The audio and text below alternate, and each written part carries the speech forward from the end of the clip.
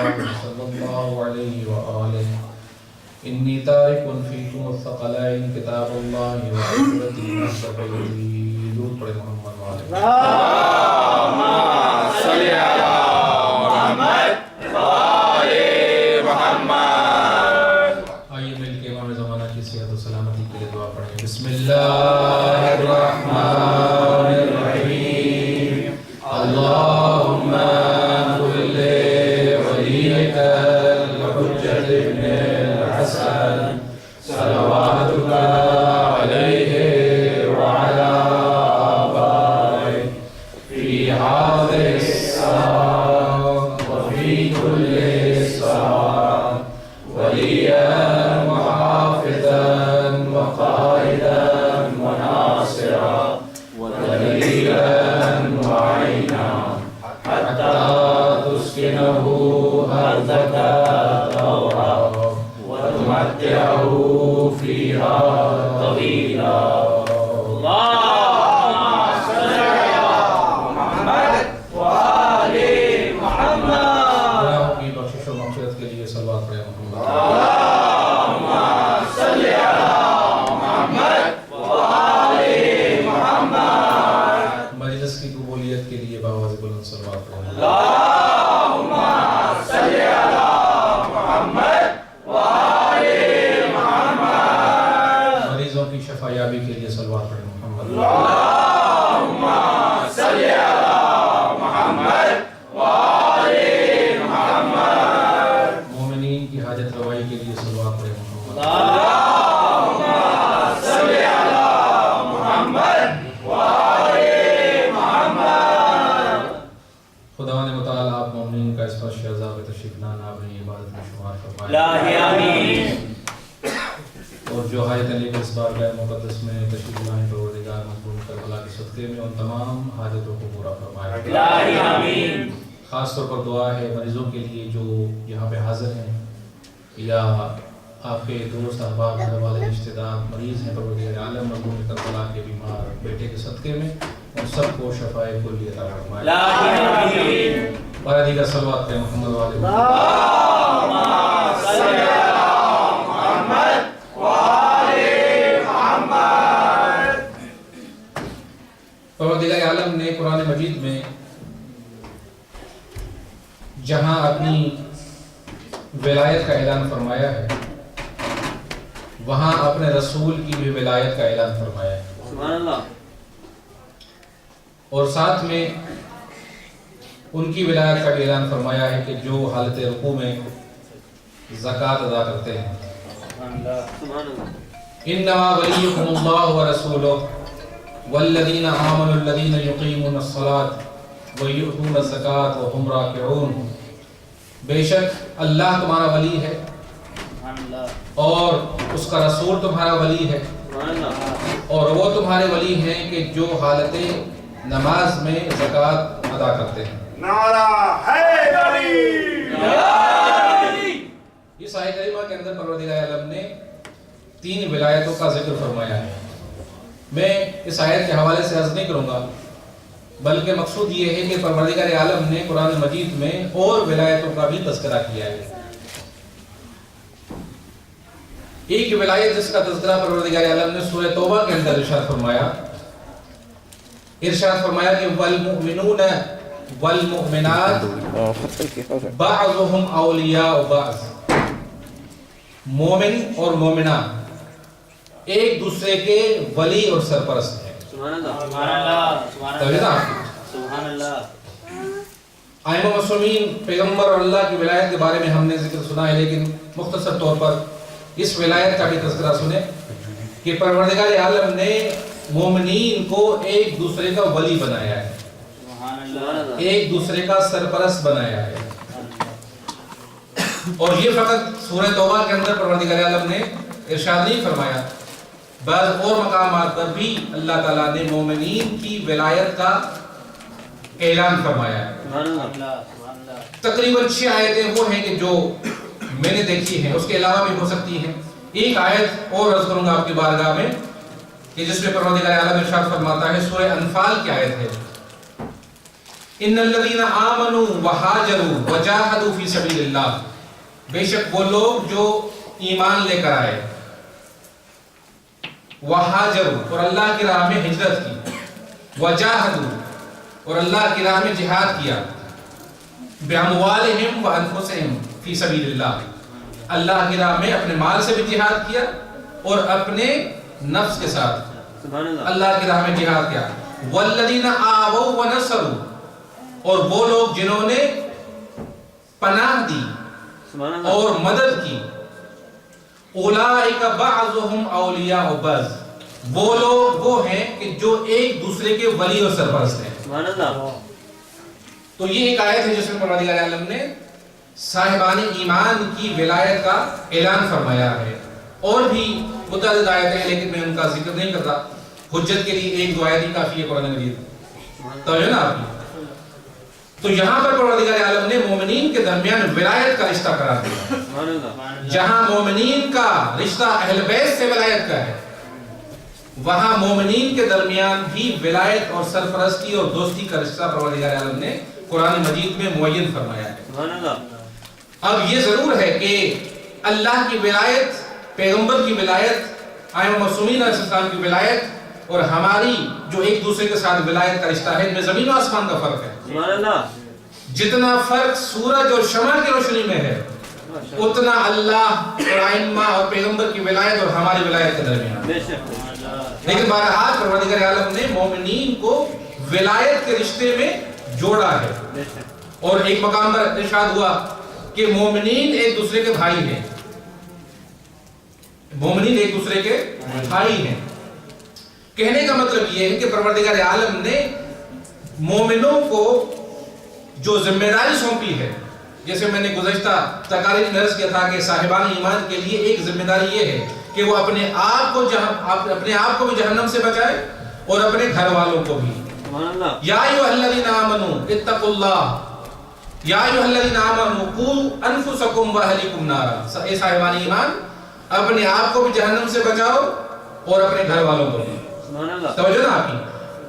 تو پروردگار عالم نے مومنین کے درمیان ولایت کا رشتہ قائم کر کے ایک دوسرے کی ذمہ داری بیان فرمائی ہے کہ ایک مومن دوسرے مومن کے عمل سے الگ نہیں ہو سکتا، بلکہ ایک مومن دوسرے مومن کا ایک لحاظ سے ذمہ دار ہے۔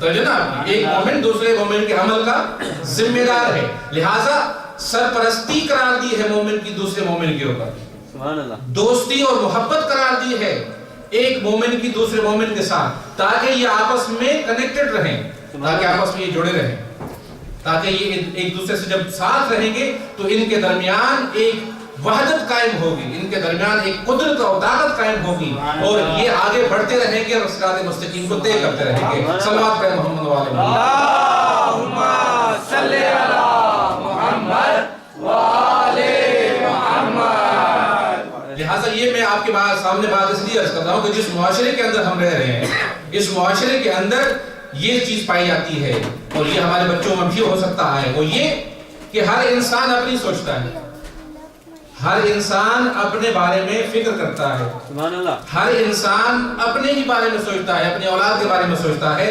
معاشرے کے بارے میں، دوسرے مومنین کے مسائل کے بارے میں انسان نہیں سوچتا۔ اور یہی وجہ ہے کہ انسان شخصیت پرور ہو جاتا ہے، فقط اپنے مسائل کو اپنی نظروں کے سامنے رکھتا ہے۔ لیکن قرآن مجید نے مومنین کے درمیان ولایت قائم کر کے یہ ذمہ داری قرار دی ہے کہ ایک مومن اگر غافل رہا دوسرے مومن کے امور سے تو پروردگار عالم قیامت کے دن اس سے سوال کرے گا۔ ایک مومن اگر دوسرے مومن کے مسائل سے غافل رہا، توجہ نہ دی، کر سکتا تھا نہیں کیا، تو پروردگار عالم قیامت کے دن اس سے سوال کرے گا۔ کیوں؟ کہ تمہارے درمیان جو رشتہ رکھا تھا ولایت کا اور دوستی کا، اس کو تم نے انجام کیوں نہیں دیا، اس کو تم نے پورا کیوں نہیں کیا۔ یہ وہی ولایت ہے کہ جو اہل بیت سے ہم تک پہنچی ہے، لیکن ضعیف مقدار میں ہے، کم مقدار میں ہے، کم لیول کی ولایت ہے، لیکن ہے ضرور۔ اور یہ ولایت اور سرپرستی ہمارے اوپر ذمہ داری لاتی ہے۔ لہٰذا پیغمبر نے فرمایا تھا کہ مسلمان وہ ہے کہ جب صبح کو اٹھے تو مسلمانوں کے مسائل کے بارے میں اہتمام کرتا ہو، اور جب مسلمانوں کے لیے ہے تو صاحبان ایمان کے لیے کتنی اہمیت ہوگی. تو مومن کی کتنی ذمہ داری ہے کہ جب وہ اپنی دنیا میں زندگی بسر کرے تو جہاں اپنے بارے میں سوچے وہاں مومنین کے بارے میں بھی اس کو فکر کرنی چاہیے. صلوات پڑھیں محمد والے اللہم صلی علی محمد وآلِ محمد. لہٰذا یہی چیز ہمیں مجبور کرتی ہے کہ ہم جہاں اس ملک میں رہ کر اپنے مومنین کے بارے میں فکر کرتے ہیں وہاں پاکستان کے مومنین کے بارے میں بھی ہمیں فکر ہوتی ہے. سبحان اللہ. وہاں کے مسائل کے بارے میں بھی ہمیں سوچ ہوتی ہے. اور یہ ہماری ذمہ داری ہے کہ تمام مومنین آپس میں مل کر ایک ایسا اتحاد قائم کریں, ایک ایسی وحدت قائم کریں, ایک ایسی قدرت قائم کریں. جب دشمن ہمارے سامنے آئے تو ہماری قدرت کو دیکھ کر پیچھے ہٹے, اس کو آگے بڑھنے کی ضرورت پڑے. اور یہ تب ہو سکتا ہے جب ہمارے درمیان ہمارے اندر یہ جذبہ قائم ہو, یہ وحدت اور اخلاص قائم ہو, یہ فکر قائم ہو کہ ہم الگ نہیں ہیں, ہم ایک ہی جسم رکھتے ہیں, ہم ایک ہی تسبیح کے دانے ہیں. اور جب یہ تصور پیدا ہوگا تو مومنین ایک دوسرے سے جدا نہیں ہوں گے. صلوات پڑھیں محمد وعلی محمد. اللہم صلی علی محمد وآلِ محمد.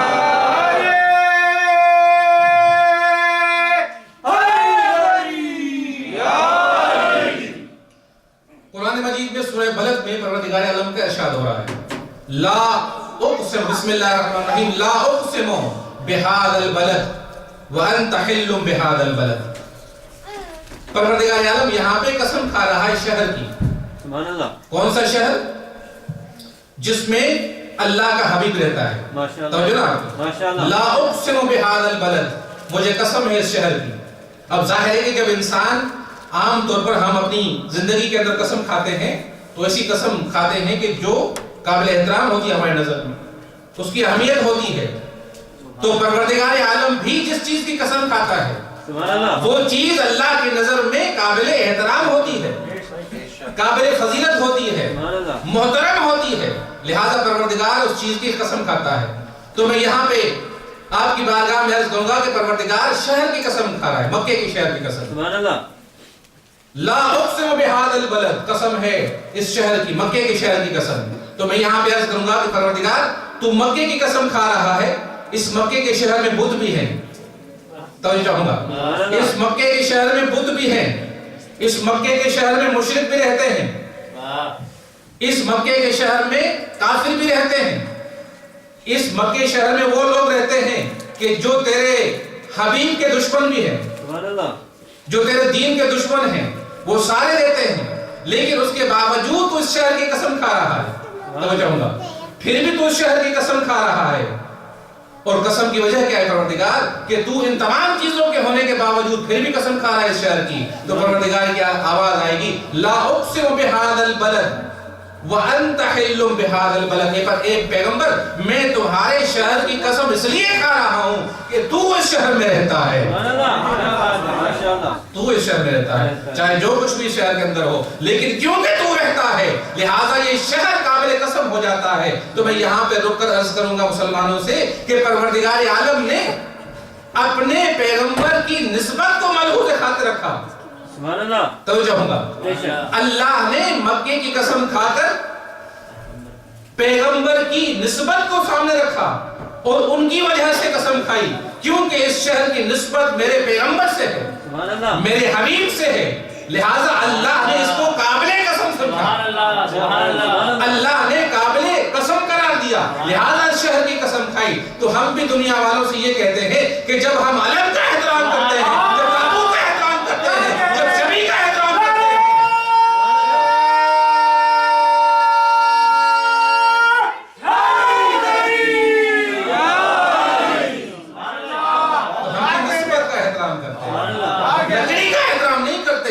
کپڑے کا احترام نہیں کرتے, اس نسبت کا احترام کرتے ہیں جس وجہ سے اس علم کو بنایا گیا ہے, جس وجہ سے اس تابوت کو بنایا گیا ہے. صلوات پڑھیں محمد والے محمد. اللہم صلی علی محمد وآلِ محمد. ایک مرتبہ آیت اللہ العظمہ محسن حکیم نام سنا ہوگا بزرگوں نے, بہت بڑے ہمارے مرجع گزرے ہیں. وہ اپنے زمانے میں حج پہ گئے, ظاہر ہے کہ بہت بڑے مرجع تھے تشیعوں کے. جب وہاں حج پہ گئے, مکے گئے, تو مکے کے گورنر نے ان کا استقبال کیا، ان کی دعوت کی، اور آیت اللہ محسن حکیم ان کے پاس گئے. توجہ نا آپ کی. سبحان اللہ. بس جب وہاں پہ گئے تو ان کو جناب محسن حکیم نے ایک قرآن ان کے پاس تھا جو غلاف میں لپٹا ہوا تھا، وہ قرآن اس گورنر کو ہدیے کے طور پر دیا. توجہ. سبحان اللہ. اس قرآن کو ہدیے کے طور پر ان کو دیا، گفٹ کے طور پر. جب اس گورنر نے اس قرآن کو لیا تو لے کر فوراً آنکھوں پہ رکھا، اس کو چومنا شروع کر دیا. تو جیسے ہی اس نے قرآن کو چومنا شروع کر دیا تو جناب محسن حکیم مرجع تھے، باریک بین تھے، سبحان اللہ. حکمت ان کے نظر میں تھی، تو فوراً کہنے لگے کہ آپ کیا کر رہے ہیں، یہ شرک ہے، شرک ہے، کپڑے کو چوم رہے ہیں. تو جاؤں گا کپڑے کو چوم رہے ہیں.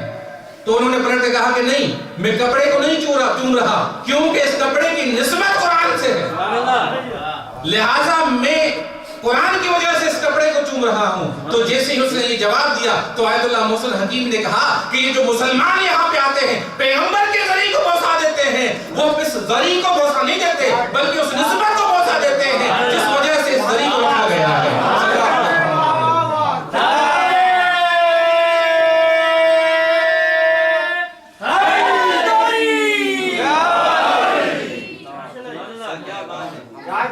اور سورہ جمعہ کے اندر پروردگار عالم کا ارشاد ہو رہا ہے پیغمبر کے سلسلے میں. بسم اللہ الرحمن الرحیم. یسبح للہ ما فی السماوات و ما فی الارض الملک القدوس العزیز الحکیم هو الذی بعث فی الامیین رسولا منہم یتلو علیہم آیاتہ ویزکیہم ویعلمہم الکتاب والحکمہ وإن كانوا من قبل لفی ضلال مبین. یہ ابتدائی آیت ہے سورہ جمعہ کی. ارشاد ہو رہا ہے یسبح للہ ما فی السماوات و ما فی الارض، جو کچھ آسمان اور زمینوں کے درمیان ہے وہ ہر شے اللہ کی تسبیح کرتی ہے. یسبح للہ ما فی السماوات و ما فی الارض الملک القدوس، جو ملک بھی ہے اور قدوس بھی ہے، عزیز بھی ہے اور حکیم بھی ہے. هو الذی، اس پروردگار نے جو ملک ہے، جو قدوس ہے، جو عزیز ہے، جو حکیم ہے، اس پروردگار نے هو الذی بعث فی الامیین، اس پروردگار نے امیین کے درمیان سے ایک شخص کو رسول بنایا. سبحان اللہ. توجہ نا، ماشاءاللہ. رسول منہم یتلو علیہم آیاتہ ویزکیہم ویعلمہم الکتاب والحکمہ. اور یہ رسول، اس کا کام کیا ہے، اس رسول کو بنایا تاکہ یہ رسول ان کے سامنے قرآن کی تلاوت کرے، سبحان اللہ. ان کا تزکیہ کرے، سبحان اللہ. وَيُعَلِّمُهُمُ الْكِتَابَ وَالْحِكْمَةَ، اور ان کو قرآن اور کتاب اور حکمت کی تعلیم دے. توجہ رکھیے. سبحان اللہ. تو پروردگار عالم نے اس آیت میں پیغمبر کی 3 ذمہ داریاں بیان فرمائیں. ایک، قرآن کی تلاوت، جب اللہ کی طرف سے آیت نازل ہوتی ہیں پیغمبر ان کی تلاوت کرتا ہے. دوسرا کام پیغمبر کا تزکیہ نفس، سبحان اللہ. لوگوں کا تزکیہ کرنا. سبحان اللہ. تیسرا کام پیغمبر کا یہ ہے کہ کتاب اور حکمت کی تعلیم. توجہ نا آپ سبحان اللہ. 3 ذمہ داریاں قرآن مجید نے، پروردگار نے اس آیت میں پیغمبر کی بیان فرمائی. توجہ چاہوں گا، ماشاءاللہ. 3 ذمہ داریوں میں سے پہلی ذمہ داری وہ ہے قرآن کی تلاوت، آیتوں کا نزول، قرآن کی آیتوں کو لوگوں تک پہنچانا. یہ وہ امر ہے کہ جو ایک دن ختم ہوگا، جس طرح سے 23 سال کے درمیان یہ قرآن نازل ہوتا رہا، 23 سال کے بعد قرآن نازل ہونا ختم ہو گیا. یہ وہ کام تھا کہ جو اختتام پذیر ہو گیا، آخر ختم ہونا تھا، اس نے ختم ہو گیا. لیکن تزکیہ نفس اور کتاب اور حکمت کی تعلیم وہ ہے کہ جو تا قیامت جاری رہے گی. جو تا قیامت جاری رہے گی. یہ وہ کام نہیں ہے کہ جو پیغمبر کے جانے کے بعد ختم ہو جائے. تزکیہ نفس فقط ان لوگوں کے لیے تھا جو پیغمبر کے زمانے میں تھے، نہیں. یہ وہ کام ہے کہ جو تا قیامت انسانوں کے لیے رہے گا. حکمت کی تعلیم، کتاب کی تعلیم، تزکیہ نفس، یہ وہ کام ہے. لہذا پروردگار عالم نے جب اپنے حبیب کو اٹھایا، توجہ ہوں گا، اپنے حبیب کو اٹھایا اور قرآن مجید کی آیتوں کی تلاوت کا اختتام ہوا، تو پیغمبر کے جانشین وہی ہو سکتا ہے کہ جو پیغمبر کی طرح تزکیہ نفس بھی کرے اور پیغمبر کی طرح کتاب اور حکمت کی تعلیم بھی دے. توجہ نا آپ کی، پیغمبر کا جانشین وہی ہو سکتا ہے کہ جو تزکیہ بھی کر سکتا ہو اور کتاب اور حکمت کی تعلیم بھی دے سکتا ہو، تو میں آپ سے عرض یہ کروں گا کہ تزکیہ وہی کرے گا، کتاب اور حکمت کی تعلیم وہ دے گا جس کا پہلے سے تزکیہ ہوا ہو، جس کے پاس کتاب و حکمت کی آلریڈی تعلیم ہو۔ وہ خلیفہ نہیں بن سکتا جو تزکیہ نہ رکھتا ہو، جس کے پاس کتاب و حکمت کا علم نہ ہو۔ اللہم صلی علی محمد وآل محمد۔ حقیقی جانشین پیغمبر کا وہی ہو سکتا ہے جو پیغمبر کی ذمہ داری کو ادا کرے، تزکیہ نفس بھی کرے اور قرآن اور حکمت کی تعلیم بھی دے۔ ایسا خلیفہ نہ ہو جو آنے کے بعد یہ کہے کہ اگر میں سیدھے راستے پر چلتا رہا تو میری پیروی کرنا، اگر شیطان نے مجھے گمراہ کر دیا تو مجھے سیدھا کر دینا۔ صلوات پڑھیں۔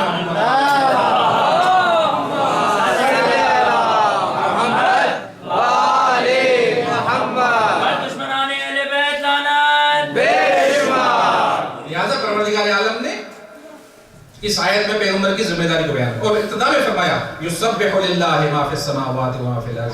ایک عظیم حقیقت ہے اس کائنات کی جس سے پروردگار عالم پردہ اٹھا رہا ہے۔ سبحان اللہ۔ یسبح للہ ما فی السماوات و ما فی الارض۔ جو کچھ آسمانوں اور زمینوں کے درمیان ہے وہ ہر شے اللہ کی تسبیح کرتی ہے۔ انسان ممکن ہے کہ سمجھتا ہو کہ انسان تسبیح کرتے ہیں، فرشتے تسبیح کرتے ہیں، انبیاء تسبیح کرتے ہیں، جن تسبیح کرتے ہیں، لیکن نہیں، اللہ فرماتا ہے کہ جس شے کو اللہ نے خلق کیا ہے، سبحان اللہ، اور یہ حقیقت اور یہ اسرار جو پروردگار نے اس آیت بیان فرمائے فقط اس میں نہیں، قرآن کے مختلف مقامات پر پروردگار عالم نے اس حقیقت کو واضح کیا۔ بعض مقام پر فرمایا سبح للہ ما فی السماوات و ما فی الارض۔ جو کچھ آسمانوں اور زمینوں کے درمیان ہے وہ اللہ کی تسبیح کرتی ہے۔ ایک اور جگہ پر ارشاد فرمایا صلوات پڑھیں محمد و آل محمد۔ اللہم صلی علی محمد و آل محمد۔ تسبح له السماوات السبع والارض ومن فیہن وان من شیء الا یسبح بحمدہ ولکن لا تفقہون تسبیحہم انہ کان حلیما غفورا۔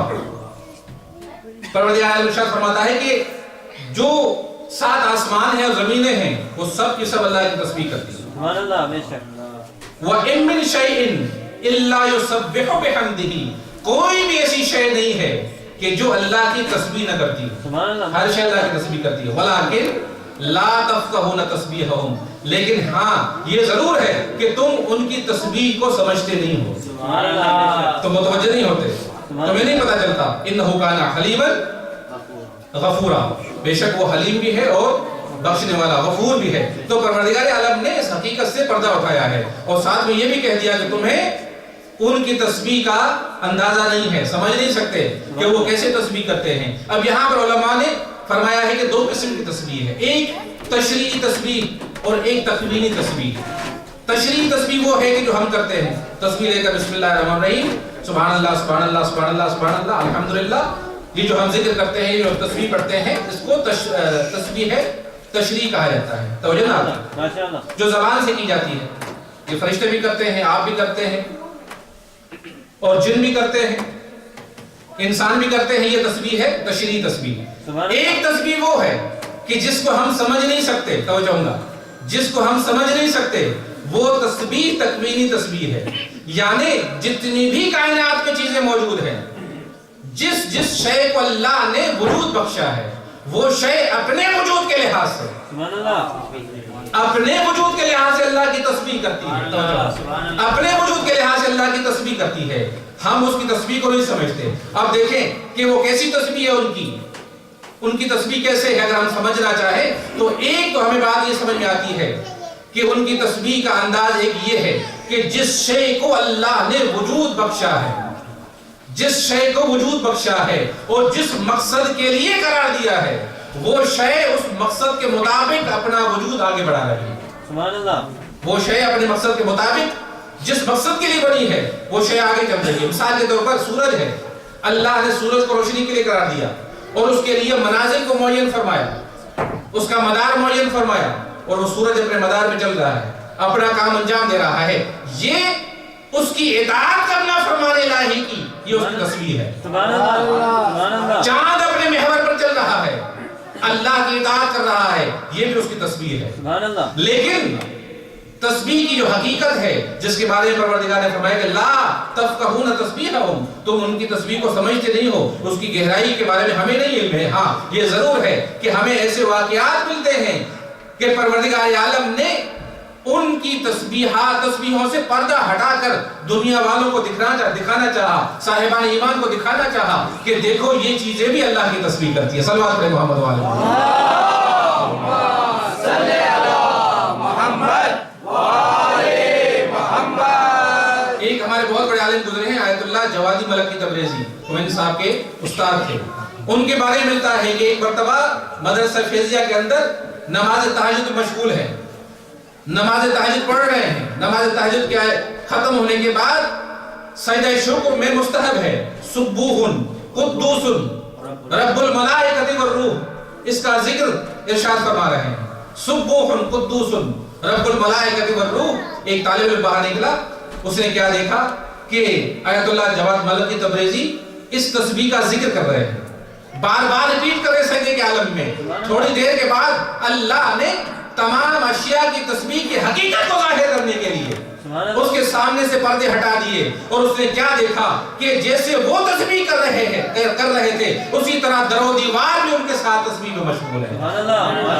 وہ بھی سبوح قدوس رب الملائکۃ والروح کی آواز بلند کیے ہوئے ہیں۔ یہ سب کو آواز نہیں ہے، فقط اسی کو آئی۔ اللہ چاہتا تھا کہ اس کے سامنے اور اس کے کانوں پر یہ آواز پہنچے تاکہ اس کو یقین ہو جائے کہ اللہ کی ہر شے اللہ کی تسبیح کرتی ہے۔ صلوات پہ محمد و آل محمد۔ اللہم صلی علی محمد وآل محمد۔ اور پروردگار عالم کے انبیاء علیہ السلام نے بھی اس حقیقت سے پردہ اٹھایا ہے۔ کبھی کبھی جب پیغمبر کے سامنے کفار مشرکین آتے ہیں اور کہتے ہیں کہ اے پیغمبر ہمارے لیے کوئی معجزہ دکھا تاکہ ہم تیری رسالت پر ایمان لے کر آئیں، تو پیغمبر نے کیا کیا؟ پیغمبر نے کنکریوں کو اٹھایا، کنکریوں کو اٹھایا۔ جب یہ کنکریاں پیغمبر کے مبارک ہاتھوں پہ آتی ہیں تو یہ کنکریاں بولنے لگتی ہیں اور کہتی ہیں لا الہ الا اللہ محمد رسول اللہ۔ صلوات پڑھیں محمد۔ اللہم صلی علی محمد وآل محمد۔ لہذا ہر شے کائنات کے اندر جو بھی ہے اللہ کی تسبیح کرتی ہے۔ جہاں آپ بیٹھے ہوئے ہیں یہ زمین بھی تسبیح کرتی ہے، یہ فرش بھی تسبیح کرتا ہے، یہ چاندنیاں بھی بچھی ہوئی یہ بھی تسبیح کرتی ہیں، یہ در و دیوار تسبیح کر رہی ہیں۔ تو میں اس لیے آپ کی خدمت میں اس تسبیح کا تذکرہ کر رہا ہوں، وہ یہ کہ جب ساری کائنات کی چیزیں اللہ کی تسبیح میں مشغول ہیں تو پھر یہ انسان کیوں اللہ کی تسبیح سے غافل ہے؟ سبحان اللہ۔ یہ انسان کیوں اللہ کی تسبیح سے غافل ہے؟ جو انسان سے مفضول چیزیں ہیں، جن کا مقام اللہ کی نظر میں انسان سے کم ہے، وہ مرتب اللہ کی تسبیح کر رہی ہیں، وہ کبھی اس عمل سے کوتاہی نہیں کرتی۔ لیکن انسان ہے کہ جو اللہ کے ذکر سے غافل ہے، جو اللہ کو بھول جاتا ہے۔ اللہ کی نعمتوں کے باوجود اللہ نے اتنی نعمتیں دی انسان کو، پھر بھی انسان اللہ سے غافل ہو جاتا ہے۔ اور اسی وجہ سے پروردگار عالم نے کہا کہ اگر انسان جو اشرف المخلوقات ہے وہ اللہ کو یاد نہ کرے، اللہ سے غافل ہو جائے، تسبیح سے غافل ہو جائے، پروردگار کی یاد سے غافل ہو جائے، تو پھر یہ انسان جس کو میں نے اشرف المخلوقات بنایا تھا اسی وجہ سے کیونکہ غافل ہو گیا پروردگار عالم سے، اس کو اتنا پست بنا دیتا ہے کہ اللہ اس کو حیوانات سے بھی پستر قرار دیتا ہے۔ ماشاءاللہ۔ قرآن مجید اللہ نے فرمایا کہ یہ لوگ جو اللہ کو یاد نہیں کرتے، اللہ کا ذکر نہیں کرتے، اللہ کی تسبیح نہیں کرتے، یہ گونگے ہیں، یہ بہرے ہیں، یہ اندھے ہیں، اور یہ حیوان ہیں، بلکہ فرمایا یہ حیوانات سے بھی پستر ہیں۔ اس لیے کہ انسان کو اللہ نے اپنی عبادت کے لیے خلق کیا تھا اور ان چیزوں کو انسان کی خدمت کے لیے خلق کیا تھا۔ وہ چیزیں اپنا کام بجا لا رہی ہیں، اپنا مقصد پورا کر رہی ہیں، لیکن انسان اپنا مقصد نہیں پورا کر رہا۔ لہٰذا اگر وہ اپنی مقصدیت سے ہٹ جاتا ہے تو وہ حیوانات سے بھی پستر ہو جاتا ہے۔ صلوات پڑھیں محمد والے اللہم صلی علی محمد وآل محمد۔ صلوات پڑھیں محمد والے محمد۔ اللہم صلی علی محمد وآل محمد۔ مشہور و معروف حدیث قدسی ہے، ارشاد ہوتا ہے پیغمبر صلی اللہ علیہ وسلم کے سلسلے میں، کنت کنزا نخفیا سبحان اللہ فأحببت أن أعرف فخلقتك يا محمد. پروردگار عالم کا ارشاد ہے حدیث قدسی میں، ارشاد ہوتا ہے کہ اے محمد میں نے چاہا، میں چھپا ہوا خزانہ تھا، میں نے چاہا کہ لوگ مجھے پہچانے، مخلوقات مجھے پہچانے، لہٰذا میں نے تجھے خلق کیا. تو جناب یہ مشہور معروف حدیث ہے پیغمبر کے سلسلے میں کہ پروردگار عالم نے اپنے محبوب کو خلق اس لیے کیا تاکہ ان کے ذریعے سے اللہ کی معرفت حاصل ہو سکے. اللہ ایک چھپا ہوا خزانہ ہے، اس کی پہچان ہو سکے لوگوں کو، اللہ کے صفات سے آشنائی ہو، اللہ کے افعال سے انسان کو آشنائی ہو. دنیا کے اندر ہر شے اللہ کی پہچان کرواتی ہے. توجہ چاہوں گا، سبحان اللہ، ہر شے اللہ کی پہچان کرواتی ہے. مثلا کسی بھی شے کا نام لے لیں، چاند کی مثال لے لیں، ستاروں کی مثال لے لیں، سورج کی مثال لے لیں، درختوں کی مثال لے لیں، حیوانات کی مثال لے لیں. یہ ہر شے جتنی بھی چیزیں ہیں وہ سب اللہ کی معرفت کرواتی ہے. سبحان اللہ. بھئی آپ دنیا میں دیکھیں، اگر آپ نے کوئی بہترین بلڈنگ بنی ہوئی دیکھی تو یہ خود بلڈنگ جو بنی ہوئی ہے یہ بتاتی ہے کہ اس کا انجینئر، اس کا بنانے والا، اس کا آرکیٹیکچر اتنا ماہر تھا جس نے اس طرح سے بلڈنگ کو بنایا ہے. سبحان اللہ. اس کے علم، اس کے فن اور اس کی صلاحیتوں کی طرف وہ رہنمائی کرتی ہے. انجینئر کو نہیں دیکھا ہم نے، لیکن بغیر دیکھے ہوئے اس کی صلاحیتوں کے بارے میں ہمیں یقین ہو جاتا ہے. سبحان اللہ. ہم لوگوں سے پوچھتے ہیں بھائی یہ بلڈنگ کس نے بنائی ہے، ہم بھی بنوانا چاہتے ہیں. توجہ نا آپ کی. تو جو چیز اس نے بنائی ہے وہ اس کے علم کی، اس کے فن کی عکاسی کرتی ہے. تو کائنات کے اندر پروردگار عالم نے جس شے کو وجود بخشا ہے وہ اللہ کا تعارف کرواتی ہے. سبحان اللہ. اللہ کا تعارف کرواتی ہے. قرآن مجید میں نہیں، اللہ نے فرمایا جب عرب بدوؤں سے بات ہوئی ہے تو کیا پروردگار نے ارشاد فرمایا کہ تم ان اونٹوں کو نہیں دیکھتے، تم اونٹوں کو نہیں دیکھتے کس طرح سے اللہ نے ان کو خلق کیا ہے. یعنی یہ اونٹ بھی اللہ کی معرفت کرواتے ہیں. توجہ ہوں گا، ہر شے اللہ کی معرفت کرواتی ہے. توجہ ہوں گا. ماشاءاللہ. تو پھر سوال یہ ہے کہ اللہ نے پیغمبر کو اپنی معرفت کروانے کے لیے کیوں خلق کیا؟ سبحان اللہ. سبحان اللہ. غور طلب بات ہے نہیں بھئی، ہر شے جب اللہ کی معرفت کرواتی ہے تو پھر پیغمبر کو اور محمد و آل محمد کو اپنی پہچان کروانے کے لیے کیوں خلق کیا؟ یہ چیز کافی تھی جو اللہ نے خلق کی ہے. یہ موجودات، یہ ستارے، یہ حیوانات، یہ درخت، پھول، ہر چیز کائنات کے اندر اللہ کی معرفت کروا رہی ہے. سبحان اللہ. تو پیغمبر کو خلق کرنے کی کیا ضرورت تھی؟ توجہ ہوں گا، پیغمبر کو خلق کرنے کی کیا ضرورت تھی؟ عزیزو، جتنی بھی کائنات کے اندر چیزیں موجود ہیں، توجہ چاہوں گا، جتنی بھی کائنات کے اندر چیزیں موجود ہیں وہ اپنے ہی وجود کے لحاظ سے جتنا ان کا وجود ہے، جتنا اللہ نے اپنا ہنر ان کے درمیان رکھا ہے، وہ اتنا ہی اللہ کو پہچان کروا سکتی ہے. سبحان اللہ. اپنے وجود سے زیادہ اللہ کی پہچان نہیں کروا سکتی. توجہ ہوں گا، اپنے وجود سے زیادہ، اپنی ظرفیت سے زیادہ اللہ نے جتنا ہنر اس کے اندر رکھا ہے، جتنی صلاحیت اس کے اندر رکھی ہے، اس سے زیادہ وہ اللہ کی پہچان نہیں کروا سکتی. اگرچہ یہ ساری چیزیں اللہ کی پہچان کروا سکتی ہیں، لیکن اللہ جس طرح سے اپنے آپ کو پہچانوانا چاہتا ہے، سبحان اللہ. یہ ساری چیزیں مل کر بھی اللہ کی اس طرح سے معرفت نہیں کروا سکتی. لہذا پروردگار نے ایسی مخلوق کو خلق کیا کہ جس طرح سے اللہ چاہتا ہے اس کی معرفت ہو، ایسی مخلوق کو خلق کیا تاکہ ان کے اندر تمام صفات کا جلوہ قرار دے، تاکہ وہ تمام صفات کی مظہر بن کر اللہ کی معرفت کروا سکے.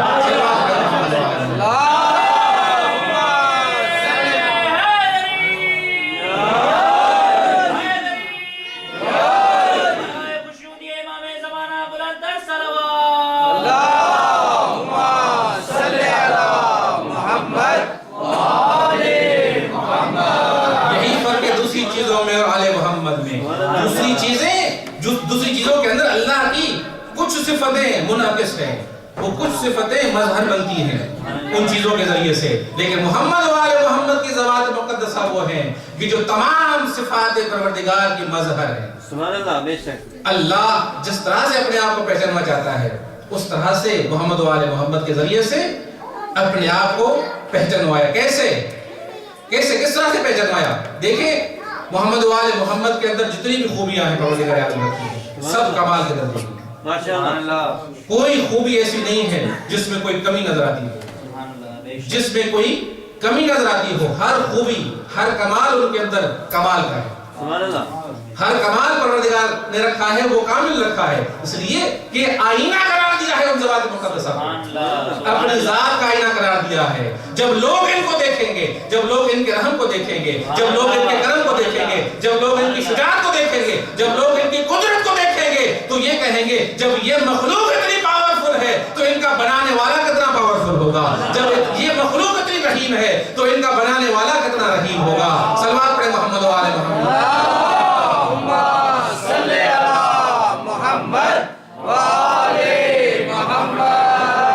लिहाजा परवरदिगार आलम के लिए ये पहचान का जरिया है। यही वजह है कि ज़ियारत जामिया के अंदर इमाम ने क्या फरमाया, इमाम फरमाते हैं कि जो आपके दरवाजे तक आ गया, तवज्जो होगा, जो आपके दरवाजे तक आ गया गोया वो अल्लाह के दरवाजे तक पहुंच गया। जिसने आपको पहचान लिया गोया उसने अल्लाह को पहचान लिया। जिसने आपकी मारिफत हासिल कर ली गोया उसने अल्लाह की मारिफत हासिल कर ली, इसलिए कि अल्लाह ने तमाम सिफात का मजहर इन ज़वात मुक़द्दसा को बनाया है। जो इनके साथ होगा वो अल्लाह के साथ है, जो इनका दुश्मन है वो अल्लाह का दुश्मन है। सल्लल्लाहु अलैहि वसल्लम।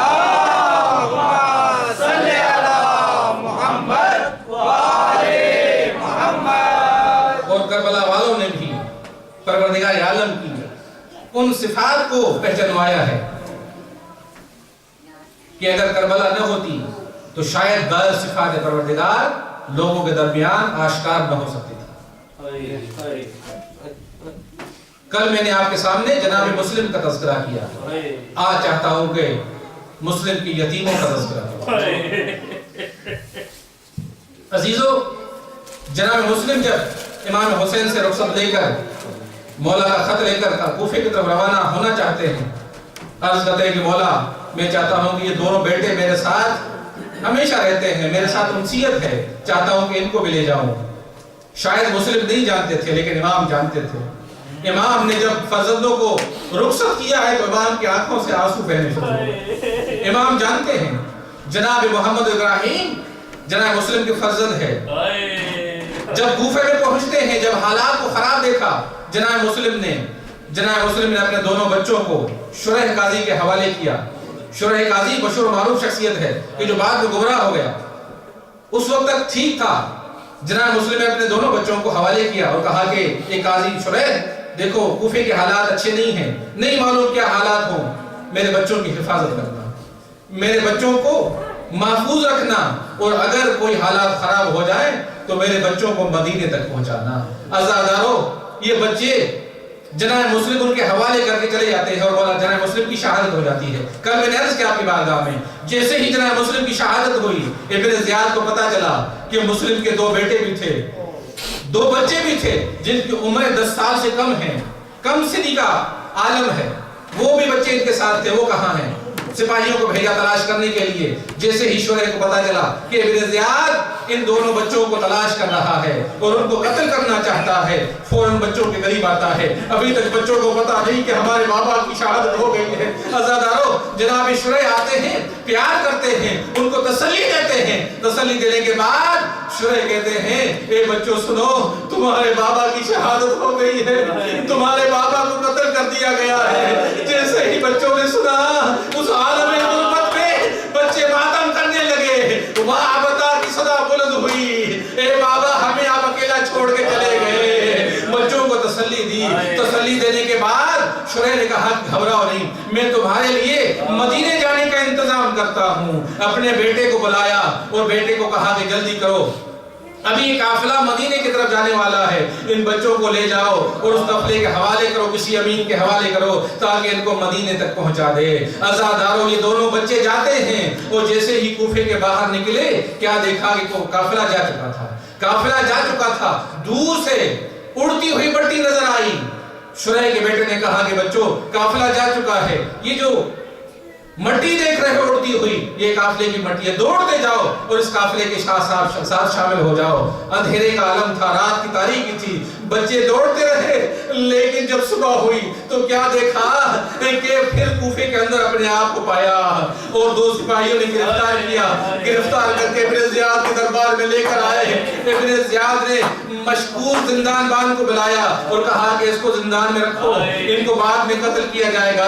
अज़ादारो मशकूर मुहिब अहल बैत था, अहल बैत का मानने वाला था। जैसे ही मशकूर को पता चला कि ये जनाबे मुस्लिम के यतीम हैं, उनके साथ शफ़क़त से पेश आया, उनको खाना खिलाया, उनको पानी पिलाया। उसके बाद जनाब मशकूर ने कहा कि मैं तुम्हें जिंदान में नहीं रखूंगा, मैं क़यामत के दिन रसूल को मुंह दिखाने के काबिल रहूंगा, लिहाजा मैं तुम्हें आजाद कर रहा हूँ। जनाब मशकूर ने उनको आजाद किया और ये बच्चे फिर दोबारा कूफे में भटकते रह गए, यहाँ तक के डर के मारे एक तरफ पे चढ़ जाते हैं और अपने आप को सहमी हालत में वहां पे बिठा देते हैं।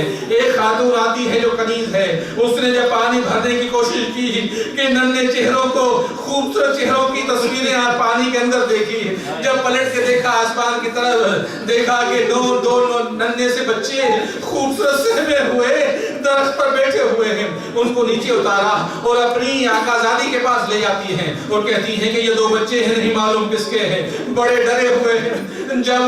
जब हारिस की बीवी को पता चला कि ये हमारे मुस्लिम के बच्चे हैं, उनको तसल्ली दी, उनको घर में खाना खिलाया, पानी पिलाया और अपने कमरे के अंदर उनको रखा और कहा कि घबराओ नहीं बच्चों, मैं अहल बैत की मानने वाली हूँ, मैं तुम्हारे साथ मोहब्बत करने वाली हूँ, मैं तुम्हें तकलीफ न दूंगी, मैं कोशिश करूंगी तुम्हें मदीने तक पहुंचा दूं। अज़ादारो, इस मोमिना ने बच्चों को खाना खिलाया और कमरे के अंदर बंद करके कहा कि तुम आराम करो, रात की तारीकी है। जैसे ही आधी रात हुई, इसका शोहर मलून हारिस आता है घर में और कहता है कि सारा दिन मैं ढूंढता रहा लेकिन मुस्लिम के बच्चे मुझे नजर नहीं आए। उसकी बीवी ने कहा कि ए जालिम, ए मलून, क़यामत के दिन पैगंबर को क्या मुंह दिखाएगा, चंद सिक्कों के एवज में अपनी आखिरत बेचना चाहता है। अज़ादारो, उसको हया न आया, ये खाना खाकर सो गया। थोड़ी देर के बाद दोनों शहजादे बेदार होते हैं। जनाब मोहम्मद बड़े हैं, वो अपने भाई इब्राहिम से कहते हैं, भैया मैंने अभी एक ख्वाब देखा है, मैं अभी ख्वाब देख रहा था कि एक महफिल है जहाँ पे हमारे नाना रसूलुल्लाह तशरीफ फरमा है, हमारे नाना अली हैं, हमारे मामू हसन और हुसैन हैं और मेरे बाबा मुस्लिम ने अकील भी वहां तशरीफ फरमा है। रसूल खुदा ने हमारे बाबा से मुखातब होकर कहा, ए मुस्लिम, तुम अपने बच्चों को कूफे के दरमियान छोड़ के चले आए, जालिमों के दरमियान छोड़ के चले आए हो। जनाब मुस्लिम ने, बाबा ने अर्ज किया, या रसूलल्लाह, कल सुबह ही को हमारे बच्चे हम तक पहुंच जाएंगे। भैया मैंने ये ख्वाब देखा है, मुझे लगता है कि कल हमारी शहादत हो जाएगी। जैसे ही शहजादे ने किस्सा बताया, दूसरे शहजादे ने भी यही कहा, भैया मैंने भी ये ख्वाब देखा है। रोते रोते अपने आप को एक दूसरे से गले लगा लिया। उनकी आवाज पर इस हारिस मलून की आंख खुलती है, फौरन घर में कमरे में आता है, चराग लेकर ढूंढता है कौन है मेरे कमरे में। क्या देखा कि 2 नन्हे शहजादे सहमे हुए डर के मारे कह रहे हैं, एक शख्स, हम तुम्हारे मेहमान हैं, हम तुम्हारे मेहमान हैं, हम तेरे नबी की तरफ हैं, हम तेरे मेहमान हैं। जैसे ही पता चला कि ये मुस्लिम के बच्चे हैं, फौरन इन बच्चों को लिया और एक सुतून के साथ बांध दिया। ये सारी रात बच्चे रोते रहे। जैसे सुबह हुई, इस मलून ने दोनों के बच्चों को लिया, अपने गुलाम को लिया और तलवार को उठाकर फुरात के किनारे की तरफ रवाना हुआ।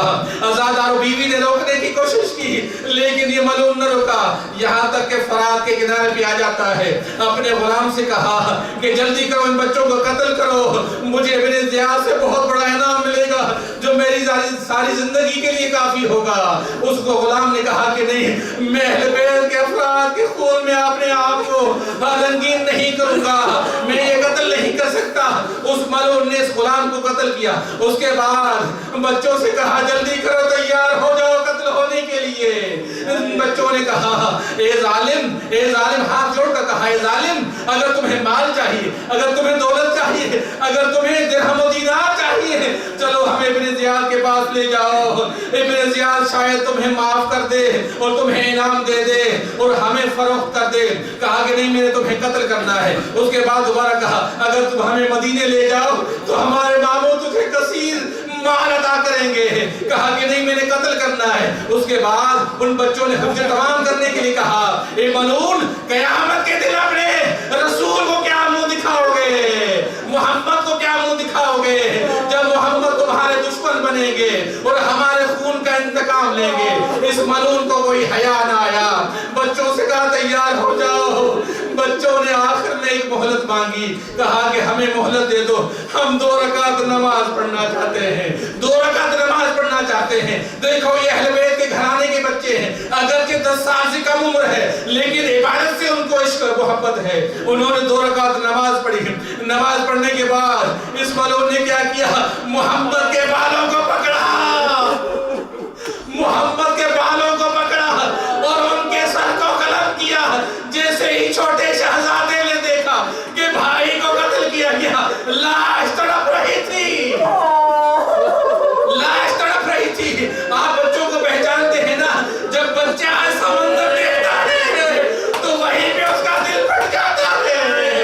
اگر وہ بچہ ہو بھی بڑا بھائی. عزادارو, بچے نے جب اپنے بھائی کو تڑپتے دیکھا فوراً رونا شروع کر دیا, اپنی ماں کو یاد کیا,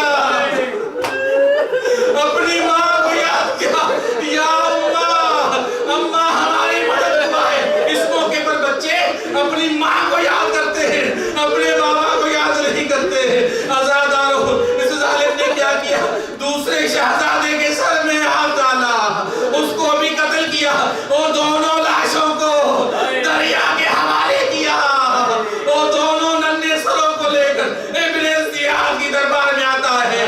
اتنا کثیر القلب تھا, اتنا حرامزادہ تھا ابن زیاد, لیکن اس کے باوجود جب 2 ننھے سروں میں نظر پڑی اس کو بھی رحم آ گیا اور کہا اے ملعون ان بچوں پر بھی تجھے رحم نہ آیا, اتنا کثیر القلب ہے.